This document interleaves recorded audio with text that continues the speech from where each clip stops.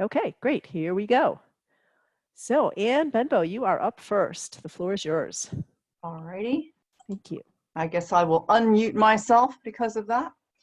Hello, everybody. I'm Anne Benbow. I am the Executive Director of the Mineralogical Society of America. And if you're not familiar with MSA, it is a scientific organization of mineralogists and petrologists and geochemists and crystallographers. And it's 101 years old, so it's been around for a while. And what we're trying to do with this particular little set of activities is really to branch out. I mean, MSA wants to reach out much more into the K-12 audience, into the collector community, the mineral collector community.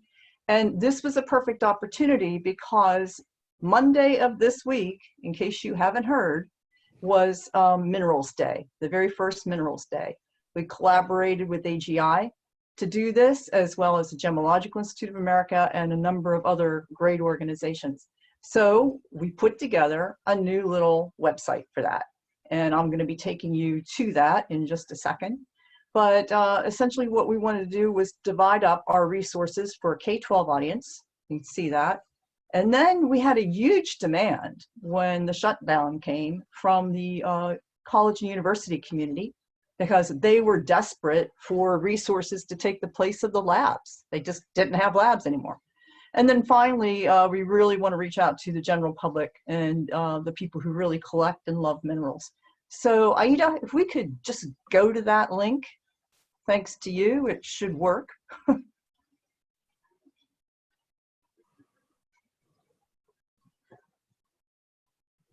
All waiting with bated breath to see this.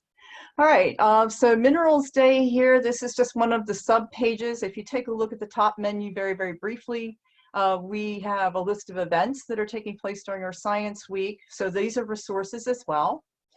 And we created, working with our partners, 2 special posters just for Minerals Day. And we have some great partners. So if we could just click on the K-12 resources there, Aida, that green down there, yeah. Go down to the, yeah, thank you. Doesn't help when you point at the screen, does it? Mineralogy for Kids is an MSA resource. It's for young children, all about rocks and minerals with keys that you can figure out which rocks and minerals are. So we've got all that.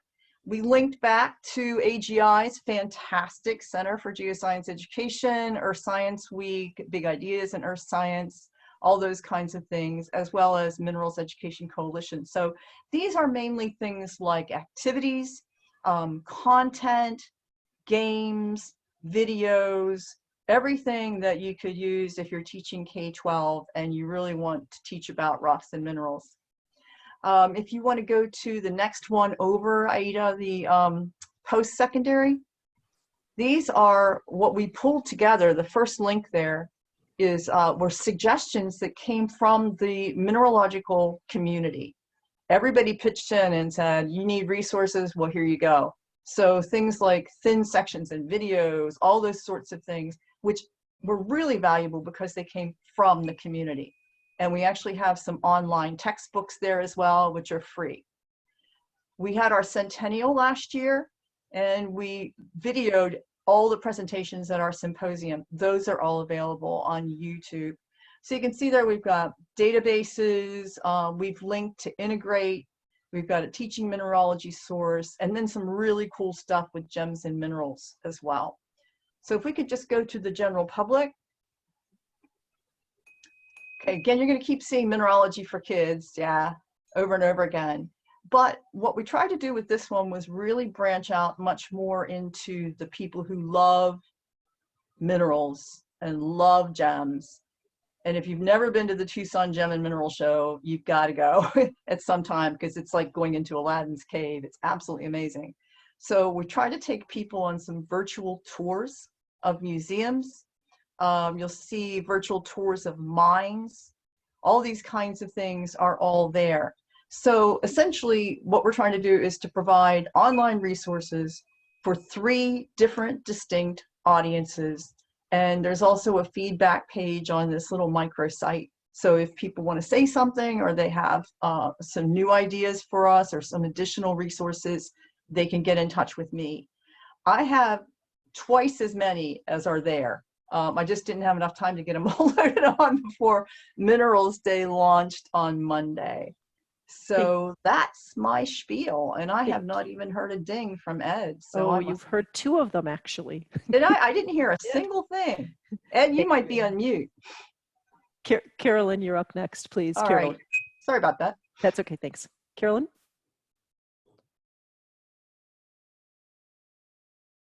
Carolyn, you might be muted. You are muted. There you go. Hi, everyone. Okay, I'm Perfect. just putting in a link here. Okay, so hi, everyone. My name is Carolyn Dreger. I'm with the USGS Cascades Volcano Observatory in Vancouver, Washington. And we have maybe a little different story from a lot of people who develop educator guides or curriculum. During the 1990s and during the culmination of research at Mount Rainier volcano in Washington state, it became abundantly clear that there was a credible hazard from lahars, these volcanic mud flows at Mount Rainier. And so scientists were pretty alarmed. We went into local communities and had a lot of conversations with them. The response from teachers in the crowd was, don't tell us that we have a problem without giving us a solution. Give us some tools to deal with. Train us for how to teach about this in our community. And we countered with, okay, well, tell us what you want and be a part of the curriculum development process. And that resulted in a multi-year cross-organizational kind of a bottoms-up approach to writing a 32-activity educator guide, plus lots of background information about Mount Rainier. So this curriculum, you can see the address for it there. You can find it online.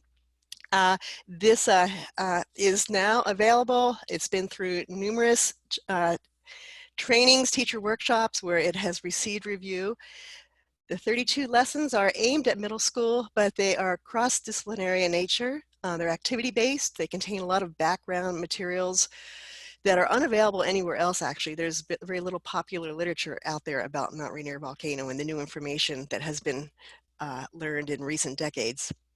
So there's a lot about historical perspectives, up-to-date geology, geologic processes, mitigation.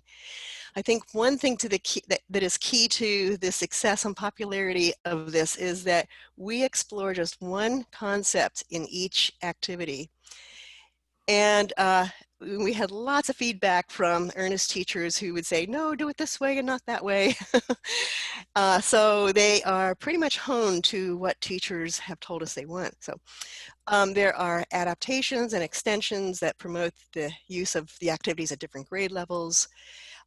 This was being done while the next generation science standards were being developed, but fortunately we had some people at our workshops who were part of that process and at the state level in Washington State, and so which is the Washington State standards, very similar to the national standards that became law, regulation, whatever.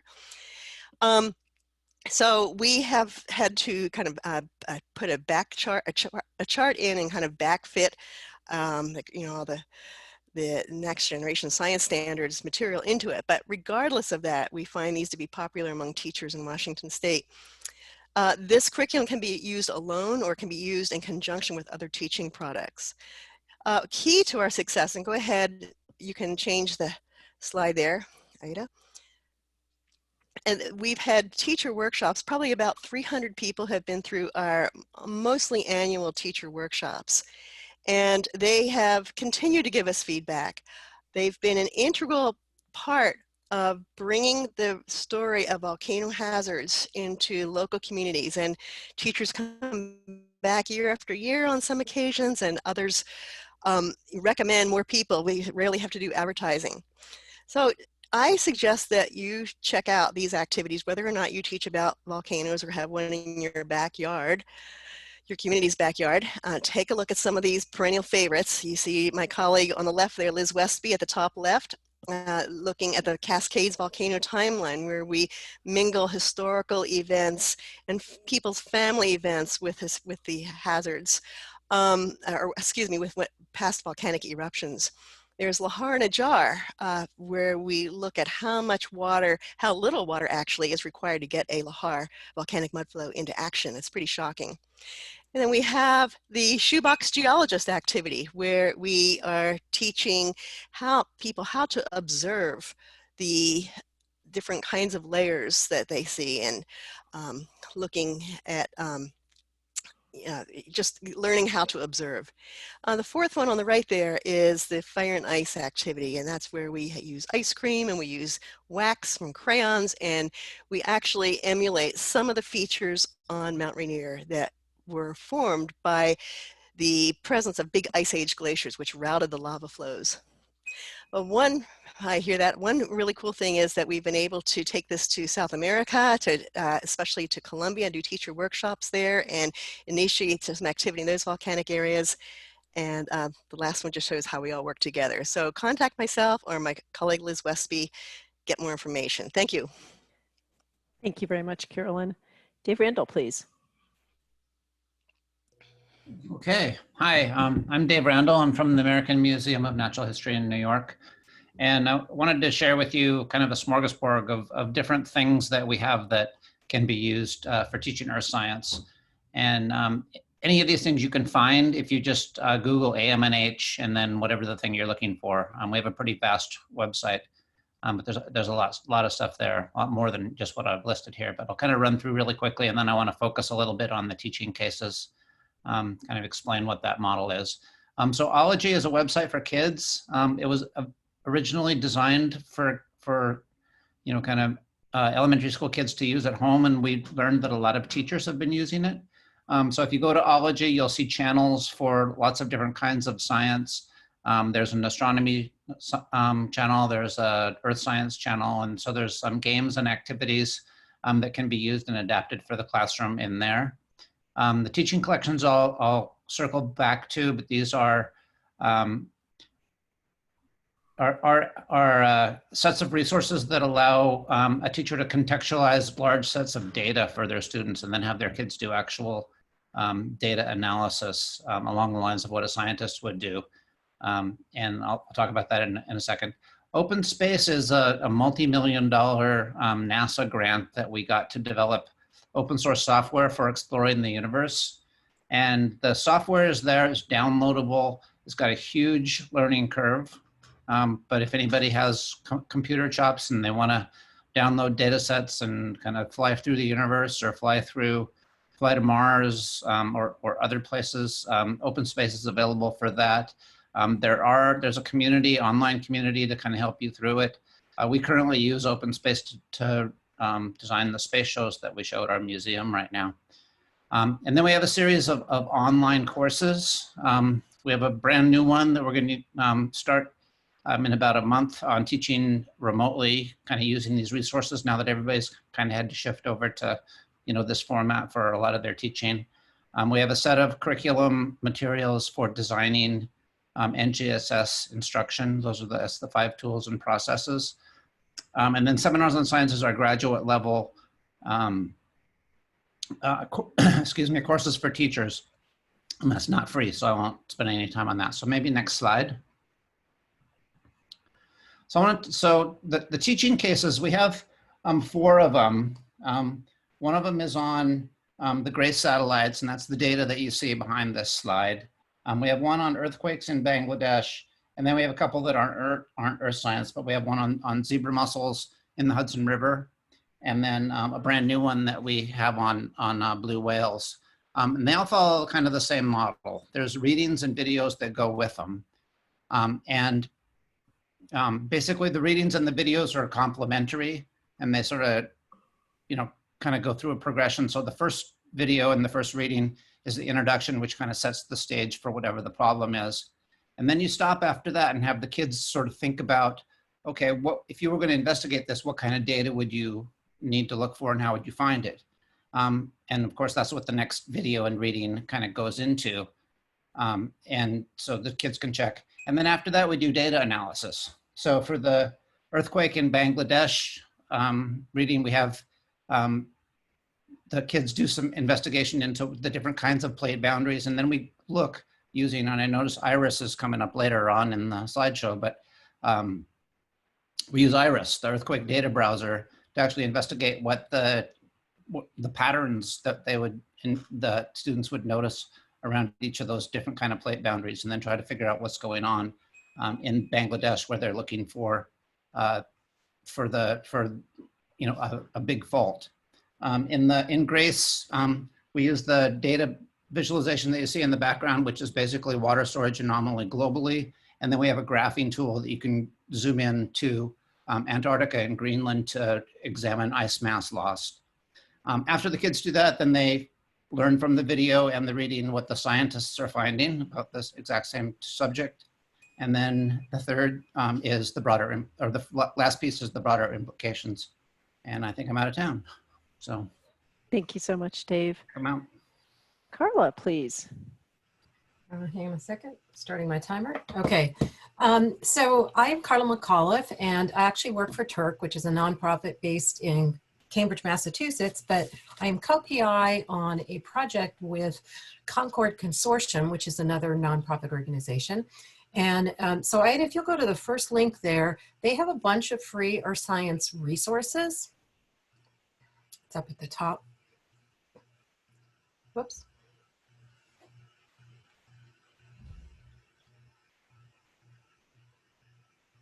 Yep.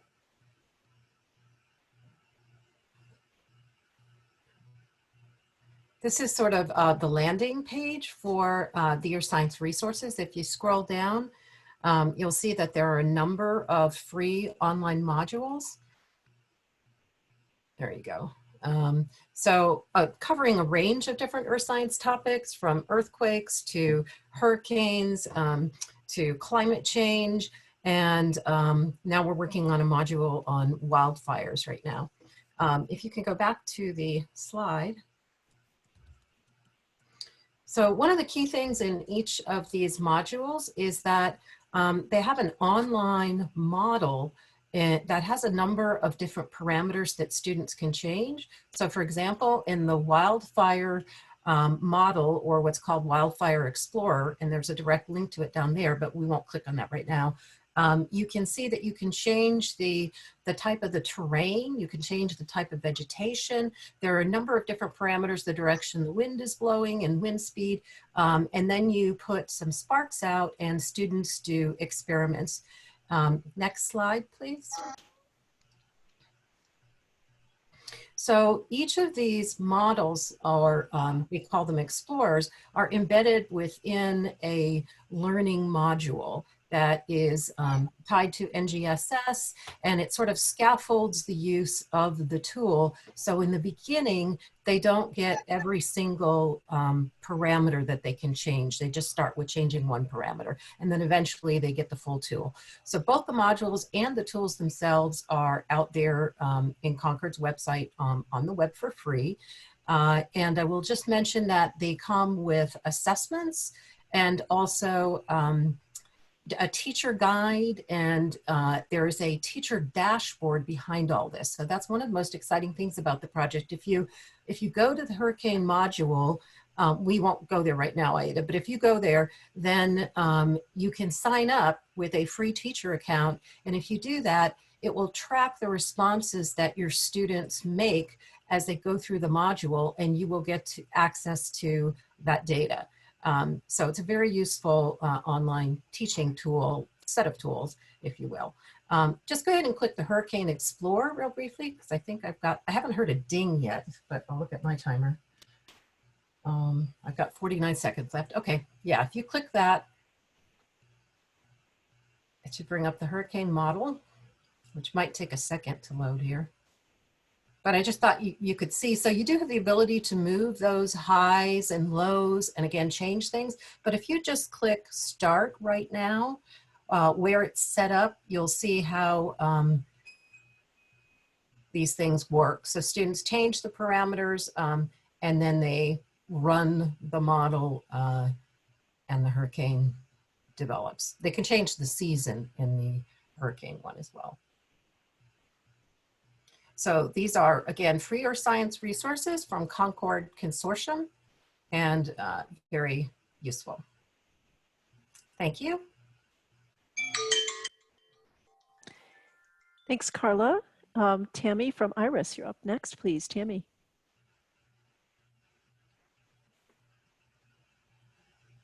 Hi, I am Tammy Bravo, a seismologist and seismology outreach specialist working for IRIS Education and Public Outreach. IRIS is a consortium of universities studying seismology, operating the National Science Foundation's SAGE facility. So because we're NSF funded, everything we create is freely available. I'm going to present one of our resources today called Recent Earthquake Teachable Moments.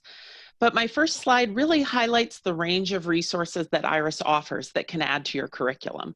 With my purple arrows, I wanted to highlight the left-hand menu of our Teachable Moments page. This includes web-based visualizations, tools that allow students to explore patterns of earthquake distribution in the IRIS Earthquake Browser, or another example, Seismic Waves web tool that allows students to visualize how seismic waves travel through the interior of the planet. Additionally, we have hundreds of animations that are short that can support concepts that you're teaching in class. We have numerous lesson plans and videos and other resources. Additionally, we have professional development opportunities that we are currently transitioning to this online environment. The resource page that I'm highlighting for today is our Teachable Moments page. Teachable Moments are classroom-ready PowerPoint presentations we create following every magnitude 7 earthquake that occurs anywhere in the world. We'll do smaller magnitude earthquakes that occur in the United States. The goal is for these presentations that if students have heard about an earthquake in the news and come to class with questions, or maybe you've just taught about earthquakes, a recent earthquake can really give an opportunity to reinforce those concepts in context. And so we designed these presentations to really tell the story of an earthquake. In the current situation where most students aren't in the classroom, we're exploring whether pairing questions with the presentations would give the students the opportunity to independently explore these recent earthquakes in kind of a structured approach. The red arrow on the screen points to where we have those questions linked off of the Teachable Moments page. The most recent earthquake is at the top, and then we've archived everything we've done. I can't believe we've been doing these for a decade. If you step back just one page, just above the red arrow, there's an envelope icon where you can sign up to receive email notifications when a presentation is available. Okay, if we switch to the next slide, in the interest of the time limit of this presentation, I opted to show just a couple sample slides. Can we switch the slide? There we go. From the recent magnitude 5.1 earthquake in North Carolina, to talk a little bit about what you could expect from a slide set. These are available before school starts the day following the earthquake. So our goal is to be really rapid with the response. They're downloadable from our website as a PowerPoint presentation, because if you notice from these samples I put up, often I add a little extra text because I want to make sure that I'm completely explaining the graphics on the slide to help you understand, so that then whether it's used to answer students' questions or reinforce concepts teaching, it gives you all the information that you need. The idea being that they're PowerPoint, they're completely editable. So once you get a sense, you can strip some of the text off, or even delete slides if they're not quite appropriate for the level of your class. I show 4 slides in this example. Presentations are normally 10 to 20 slides, all depending on the individual earthquake. They normally include interpreted maps, regional tectonic maps, USGS figures, seismic hazard, animations if it can help explain the region, interpreted seismograms, damage photos, tsunami information. In the case of North Carolina, this is really not a spot that's generally associated with earthquakes. So the story of this earthquake is exploring why this region has earthquakes. Thank you. Thank you very much. We have Earth Labs. Carla, you're going to speak with this one. Oops. Okay, hang on just a second. Start the timer. Okay, so again, this is Carla McAuliffe. I work for Turk, which is a nonprofit based in Cambridge, Massachusetts that develops curricula, does professional development, and we do educational research. So the Earth Labs project is one that's been going on for a long time. It's a set of online modules. It has been sponsored by NSF funding, NASA funding, and some other internal funding at Turk. Earth Labs allows students to visualize data, analyze data, and there's also hands-on activities that are embedded in it. It's a fully online course with a number of different modules designed for high school or science. It has been used in middle school as well. Go ahead to the next slide, please. And we'll just take a minute. My contact information is there, but we'll take a minute and I'll just take you quickly to the Earth Lab site so you can explore it and get a look at it. So click the top link, Earth Labs. Yeah, thank you.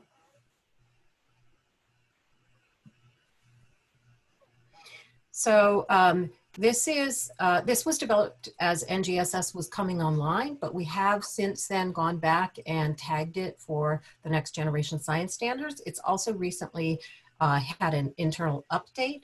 So if you click on, let's just click on one of these things here. How about Earth System Science? Fine. So this is one of the labs or modules, if you like. And this is sort of the teacher edition, which kind of gives you the background information.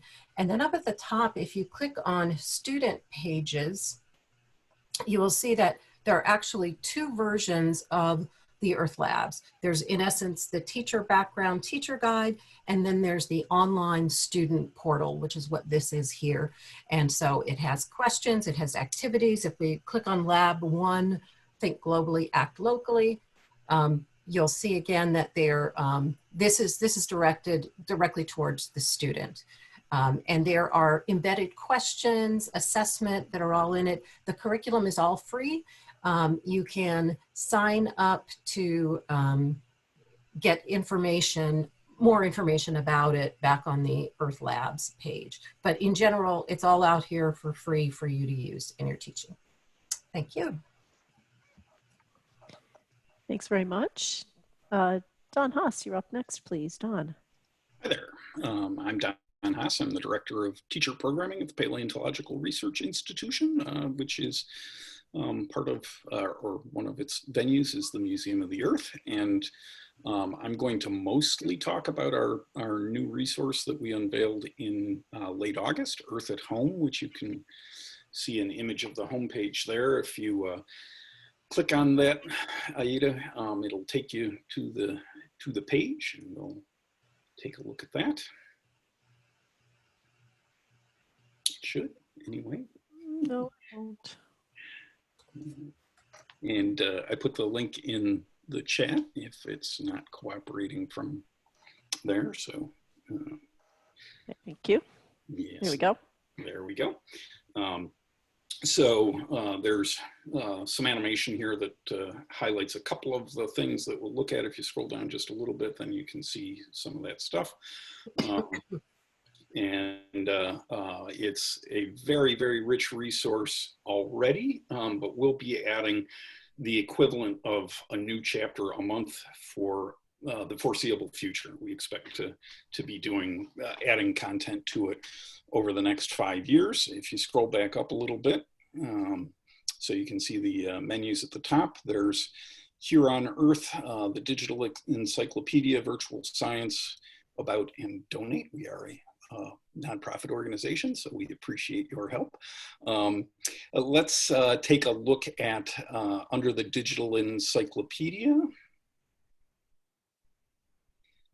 Ancient Life. And the Digital Atlas of Ancient Life is what where if you down a little bit, you can explore 3D models. There are over 500 3D models of fossils within the collection, and there are chapters describing the things that you're seeing there. Some of this is written at the undergraduate level, but some of it is appropriate for the high school level. And we also have the Encyclopedia of Earth Science, which is not as developed yet, but like I said, we'll be adding content to that at the rate of about a chapter a month. And if we go back to the slides, there we are, and go to the next slide.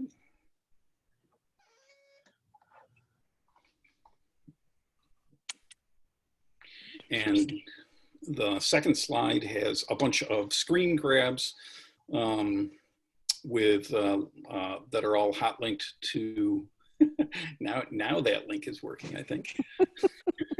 Have we lost the slideshow? Okay, yes, we have. No, actually, the slideshow has an image of where we just were. So We're I going think to you're do this actually a on the different way. Here we slide go. yeah, there we go. There you go. So Earth at Home is one of a wide range of resources that that's available from PRI. Each one of those images is hot linked. The Changing Climate, Our Future, Our Choice is our brand new virtual exhibit on climate and energy. The For Educators page is a new page that sort of gives highlights of resources. And I've mentioned a couple of the other things there. The virtual fieldwork page, that's my timer. The virtual fieldwork page points to a bunch of resources that include both virtual fieldwork experiences and resources for creating your own. The virtual labs page is a new page that we'll be adding content to over time, and very much welcome feedback on that. And I think my time is up. Thank you, Don.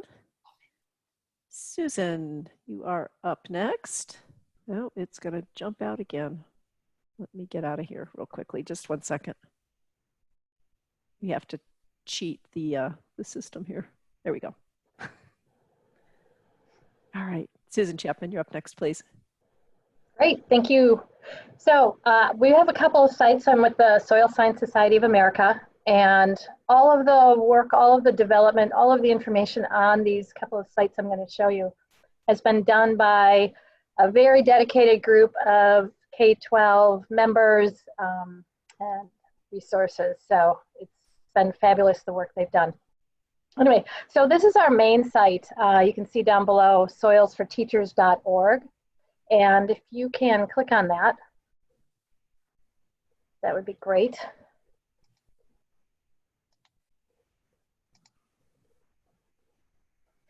And while it's loading, it's got a slideshow on it. Just want to highlight sort of the things, the navigation up on the top. Soil basics, soils, you don't have to go to that one, but soils so it's just a quick overview. It has a lot of links to other informational resources.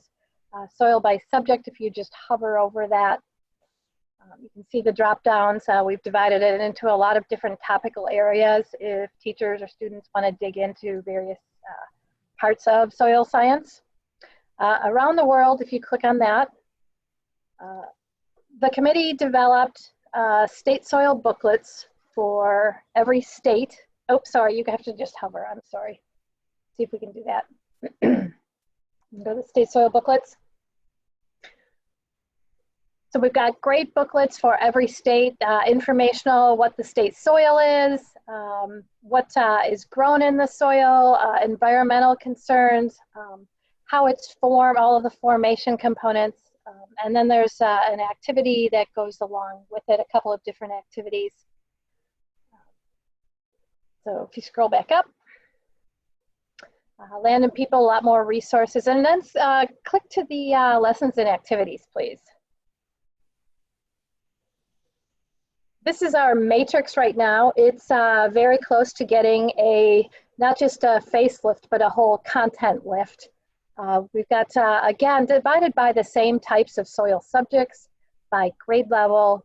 And as soon as we launch our new database, you'll be able to also search by the type of activity, whether it's a lab, whether it's in the field, whether it's suitable for outreach. You can search by the NGSS standards, and even by keywords. And then teachers will also be able to highlight, select a couple of activities and even put them in a binder for use. So if we can click back to the home. One of the other snapshots that we can get right now is if you go down to that view our email on soil plant science resources. Quick overview, we sent this to all of our teachers. We have about 2,500 teachers on our list, right when the coronavirus was hitting, just to give them some quick, easy things to do. The state soil booklets. We did a webinar for teachers on Soils Foundation for Life last year.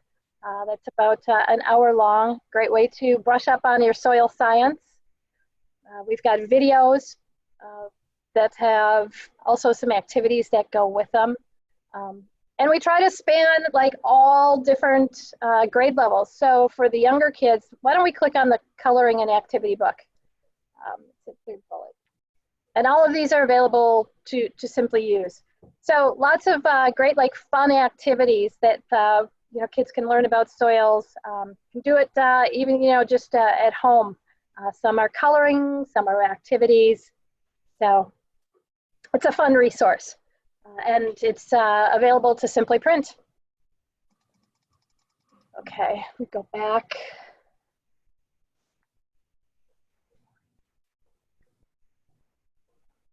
So anyway, so that is our main site for lots of resources. And all of the resources that we put on here, all of the content that we put on here, we actually have one of our soil scientists review first, whether it's an activity on a different site or it's one that we've developed.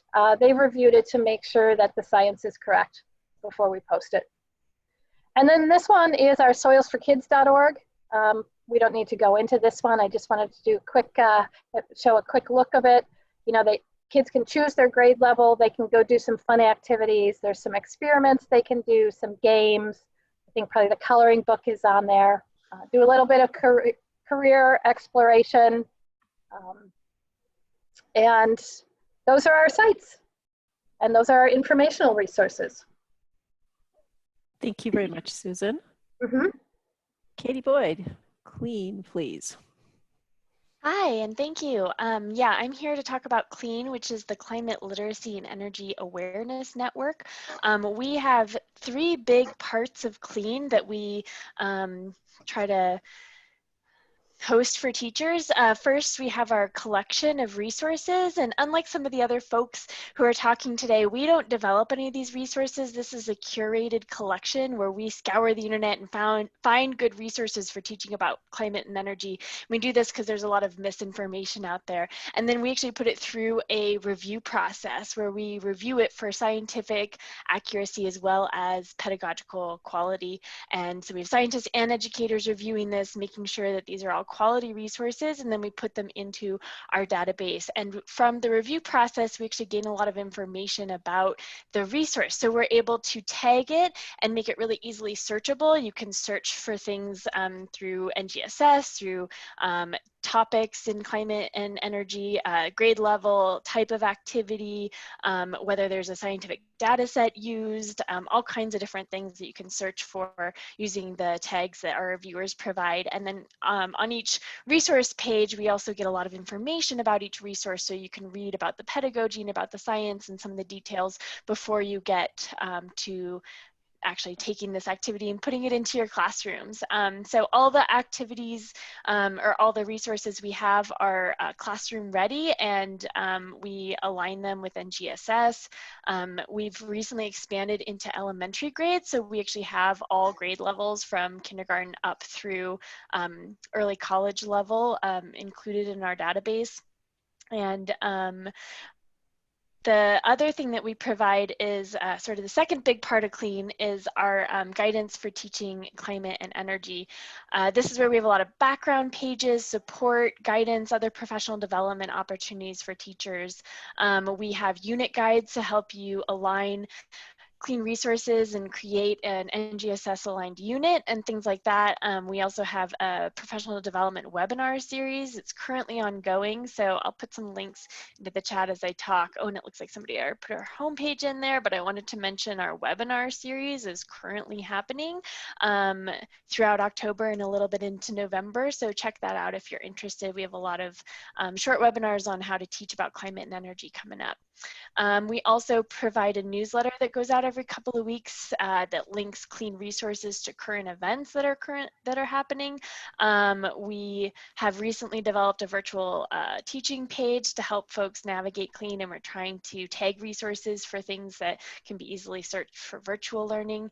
And if you're interested in virtual learning and you're an elementary teacher, we also have an elementary virtual learning session for students we're putting on next week to kind of launch our new elementary collection and support pages. So if you're interested or you know an elementary teacher that might be interested in that, check it out. I put the registration into the chat.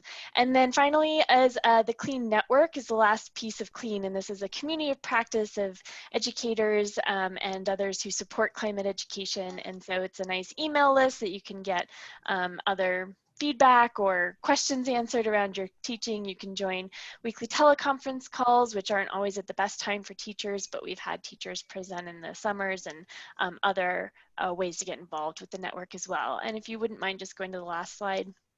I just put this up here really briefly. Wanted to mention this is our review process. You don't need to understand it, but I like to show it because I think it shows how rigorous Clean really is with their resources. And if you see this selected by Clean logo anywhere, you'll know that that's a resource that's in Clean. I've heard a couple of the Ology and the Climate, the Concord Consortium and some of these other groups, we have their resources in our collection. So if you see those out and about on other folks' websites, you'll know that it's a quality resource.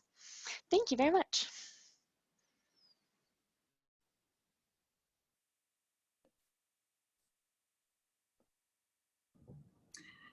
Hi everyone, my name is Sequoia McGee and I am the Outreach Coordinator for the Education and Outreach Department at the American Geosciences Institute, also known as AGI. Today I'll be talking about the Education Geosource, or EGS for short, one of AGI's most popularly used professional development resources. With over 3,500 resources listed, Education Geosource is the most comprehensive collection of earth science educational resources available online. EGS is geared towards use in K-12 classrooms by providing a searchable database of educational resources from a wide range of science organizations like NSTA, NASA, AMS, USGS, just to name a few. Each resource has details such as a description and a link to the original source, big ideas of earth science, and connections to the next generation science standards. Next slide, please, Aida. Thank you. Education Geosource provides free access to earth science educational activities, teacher professional development opportunities, curricula, education standards, virtual field trips, videos and animations, assessment materials, funding opportunities, award information, organization contacts, and believe it or not, even more. The website makes it easier than ever to find what you're seeking, for example, by allowing users to search for activities by a given standard of the NGSS.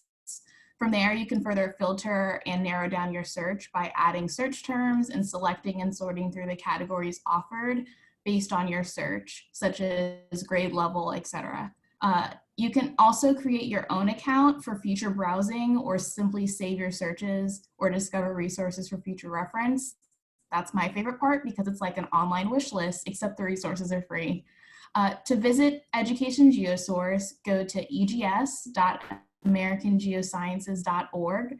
There you can find geoscience education resources you're seeking, review our collection, suggest additional resources, and help us strengthen the collection. We encourage you to also explore our department's webpage to learn more about the array of educational products and services that we offer online for K-12 educators at americangeosciences.org/education. I would also like to quickly add that the learning resources that Aida will be sharing with you all in just a moment are also linked to Education Geosource. Thanks for your time.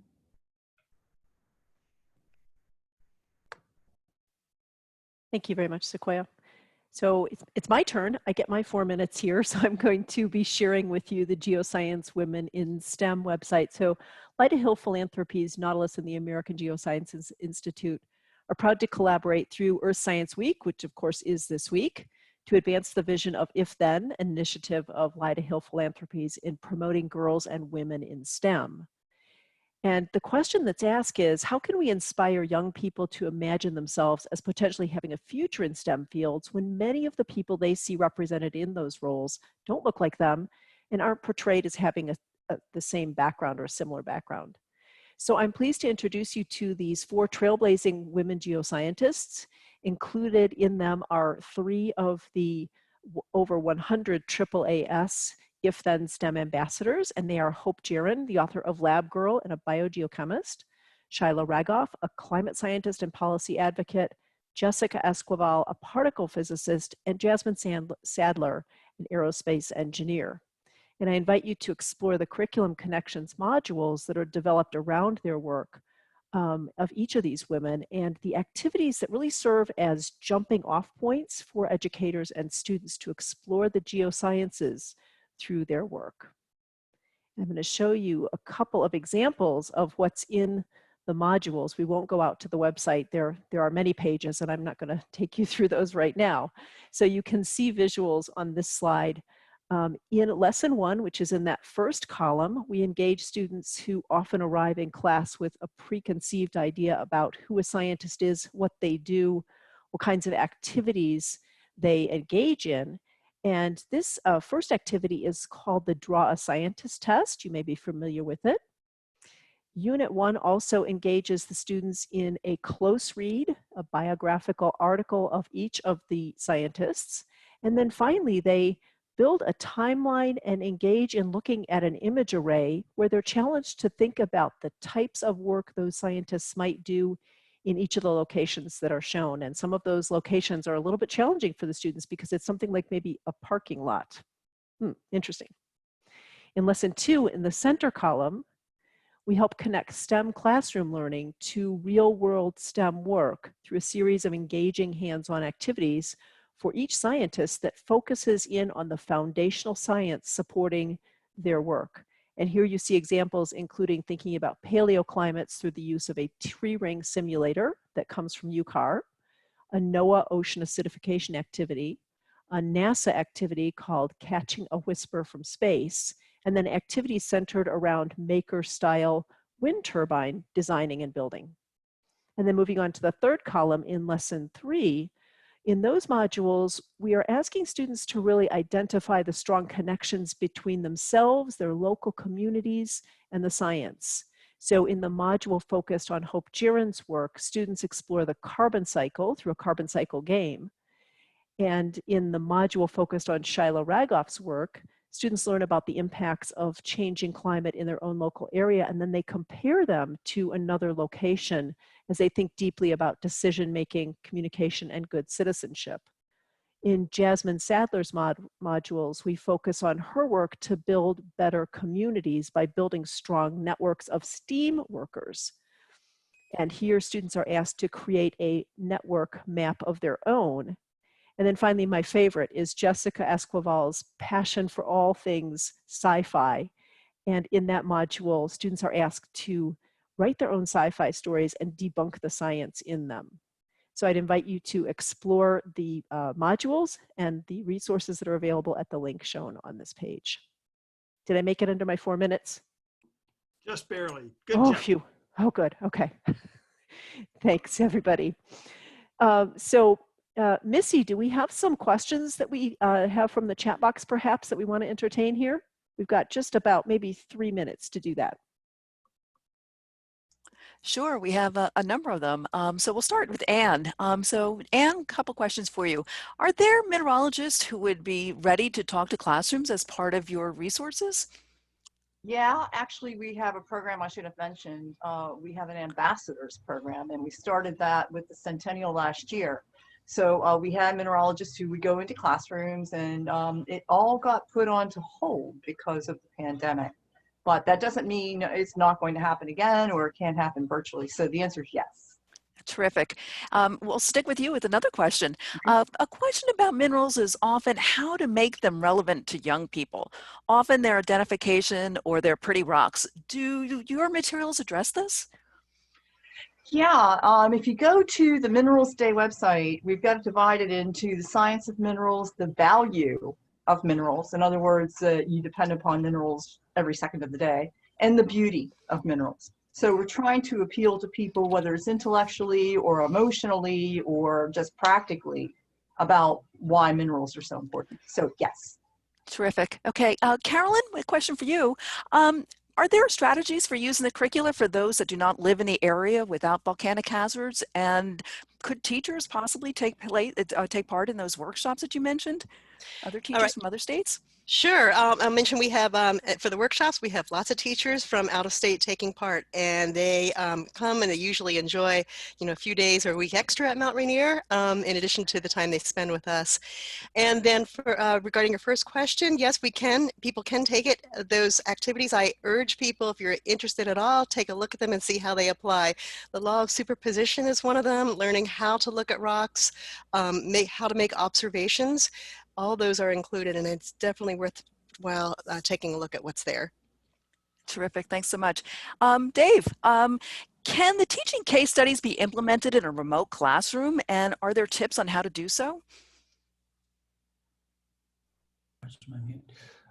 Yeah, I've actually used them in a remote classroom.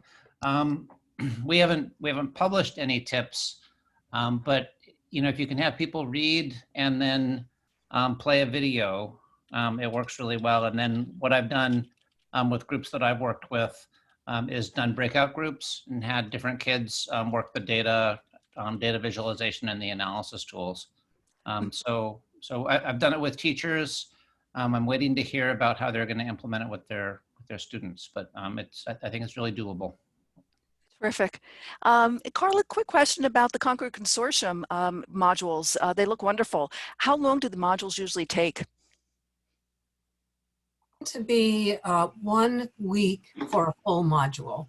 We do know that teachers go in and do just pieces, individual lessons, but to do the entire hurricane module would be 1 week. Okay, terrific. It's good to know. And Tammy, if a teacher's new to teaching Earth and Space Science, are there resources and tutorials to assist teachers with the content as well as the pedagogy? Some like the misconceptions that students might hold and all that? Yeah, on our site, we not only have videos that talk about the science and actually incorporate some of the demos that we present as an example on how to teach it in front of a classroom.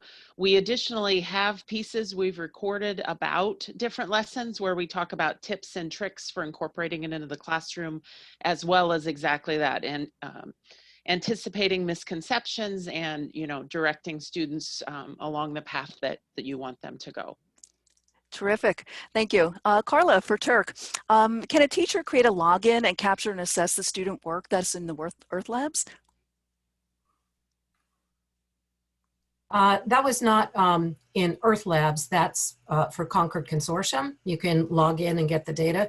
For Earth Labs, students get immediate feedback. Okay. So they get to know whether what they put in was correct or incorrect. Terrific. Embedded.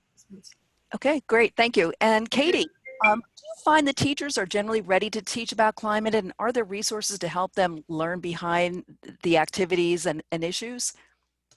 Yeah, I actually don't think, as somebody who is trained in climate science and understands it well enough to teach aspects of it, there are other aspects I don't feel very well prepared to teach about. So it's a very complex thing to teach, and even if you feel prepared, you may not be able to teach all the different aspects of it, right? So we have a lot of, that's in the teaching guidance section. I tried to talk a little bit about that, but didn't go into detail of, we do have background pages that go into all of the information you'll need as a teacher, how you might teach it, misconceptions students have, and then links to the activities in our collection that address those. And then the webinars, the series that I put into the chat earlier, I think is another great place for teachers to be able to interact with us at CLEAN and learn about that, but then also ask questions. And then the CLEAN Network's one other resource for teachers to be able to ask questions of other folks doing similar work and trying to figure out exactly the best way to do the things that they're trying to do in the classroom. So many ways through CLEAN to get more of that background